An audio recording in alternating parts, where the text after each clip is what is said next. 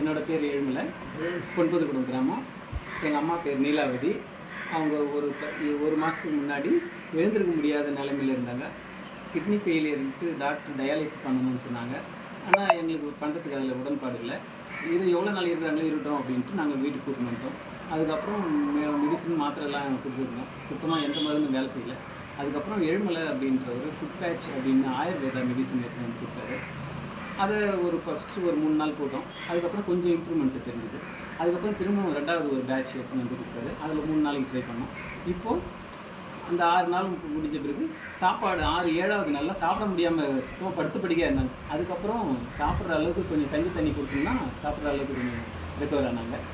அதுக்கப்புறம் கொஞ்சம் கொஞ்சமாக சில மெடிசன்லாம் அது கொஞ்சம் கூட ஆட் பண்ணி சில மாத்திரை மெடிசன்லாம் கொடுத்தாரு. சரி, அப்புறம் சில ஐடியாலாம் கொடுத்தாரு. இயற்கை உணவு, இந்த கஞ்சி கூழ்லாம் கொடுத்து விடுங்க அப்படின்னாரு. அதெல்லாம் கொடுத்துன்னே வந்தோம்.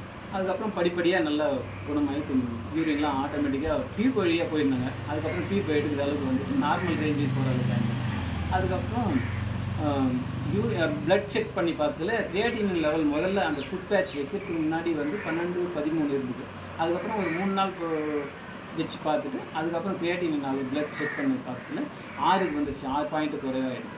அதுக்கப்புறம் திரும்ப 3 பேட்ச் திரும்ப ட்ரை பண்ணதில் 3, 4 அந்த ரேஞ்சுக்கு ஆகிட்டு இப்போது ஓரளவுக்கு கிரியேட்டின் அளவு 2 இல்லை 3 ரேஞ்சுக்கு வந்துட்டு இப்போ யூரினும் நார்மலாக போகிறாங்க. எழுந்தே உட்காந்துன்னு இருக்காங்க. நீங்களே பார்க்கலாம். ஃபஸ்ட்டு படுத்த படுக்கையாக இருந்தவங்க, எழுந்திருக்க முடியாமல் இருந்தவங்க இப்போது அந்த ஃபுட் பேட்ச் வச்சதுனால நல்லாவே இருக்காங்க.